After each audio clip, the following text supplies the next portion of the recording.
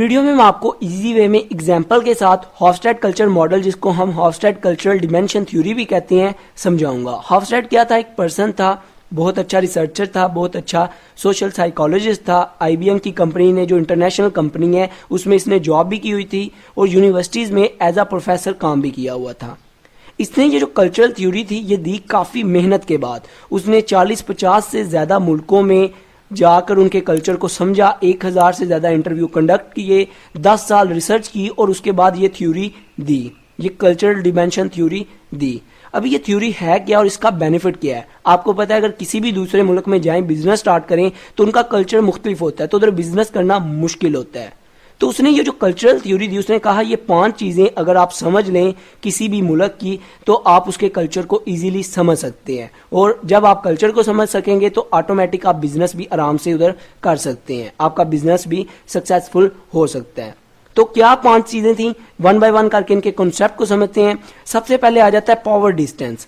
Power distance میں اس نے بتایا کہ جو ایک ملک ہے اس کا جو ایک جو ادھر کے لوگ ہیں، یا تو ان کی ویلیو جو ہے، مطلب جو اوپر والے لوگ ہیں ان کی پاور زیادہ ہوگی، یا تو جو اوپر والے لوگ ہیں ان کی پاور بھی زیادہ نہیں ہوگی، دوسروں کے برابر ہوگی. اگر اگزامپل سے بتاتا ہوں، جیسے آپ ادھر دیکھتے ہیں ہماری جو پالیٹکس ہیں، کوئی سیاستدان جا رہا ہے تو سڑکیں بند ہوئی ہوتی ہیں، 5-5 10-10 گاڑیوں پہ ان کو پروٹوکول مل رہا ہوتا ہے. اسی طرح یہ ہمارا انڈیا پاکستان کا کلچر ہے. اسی طرح آپ امریکہ کینیڈا میں چلے جائیں، ادھر یہ سسٹم نہیں ہے. ادھر ان کا جو پریزیڈنٹ ہے وہ عام لوگوں کے ساتھ سفر کر رہا ہوتا ہے، کوئی ٹریفک بلاک نہیں ہوتی.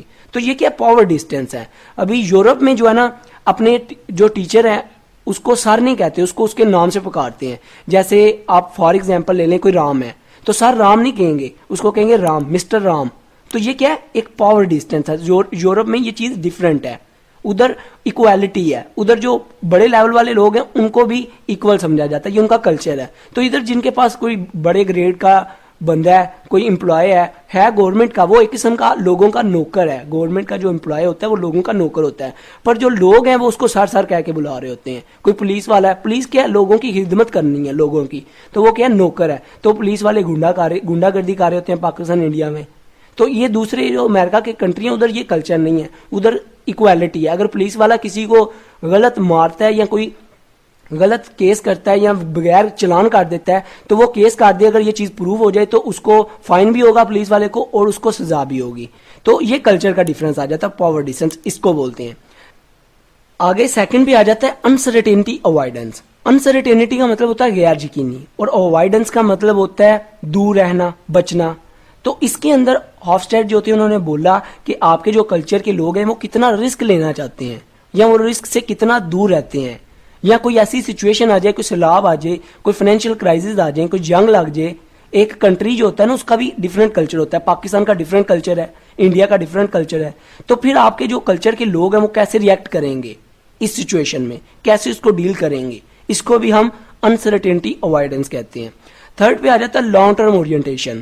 جو آپ کے کلچر کے رسم و رواج ہیں، جو رولز اینڈ ریگولیشن ہیں، وہ ہمیشہ رہنے والے ہیں یا تھوڑے ٹائم پیریڈ کے لیے ہیں. یہ تو نہیں آپ کے کلچر کے رسم و رواج ہیں جیسے ہندو کلچر کے ڈیفرنٹ ہوتے ہیں، مسلم کے ڈیفرنٹ ہوتے ہیں.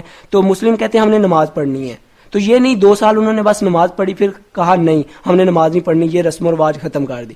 یہ نہیں. لانگ ٹرم میں کیا ہوتا ہے؟ لانگ ٹرم اورینٹیشن میں یہ ہوتا ہے کہ جو آپ کے کلچر کے رسم و رواج ہیں، جو رولز اینڈ ریگولیشن ہیں، وہ ہمیشہ رہنے والے ہیں، لانگ ٹرم دور تک رہنے والے ہیں. اس کو ہم لانگ ٹرم اورینٹیشن کہتے ہیں. فورتھ پہ آ جاتا ہے میسکولینٹی اینڈ فیمینینٹی.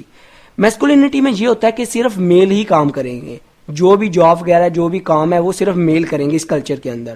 فیمینینٹی کلچر میں کیا ہوتا ہے کہ جو عورتیں ہیں وہ بھی کام کرتی ہیں، فیمیل بھی کام کرتی ہیں. جیسے یورپ، امریکہ، اس کے بعد کینیڈا اور آسٹریلیا، زیادہ تر ان کلچر میں جو فیمیل ہے وہ کام کرتی ہیں. ایشیا وغیرہ کی سائڈ میں آ جائیں، پاکستان، انڈیا میں، بنگلہ دیش میں جو عورتیں وہ بہت کام کرتی ہیں، بہت ریشو بہت کم ہے ان کی بنسبت. اور مسلم کلچر میں تو بالکل کم ہوتی ہیں، عورتیں گھر رہتی ہیں، خواتین، اور زیادہ میل جا کے کام کرتے ہیں.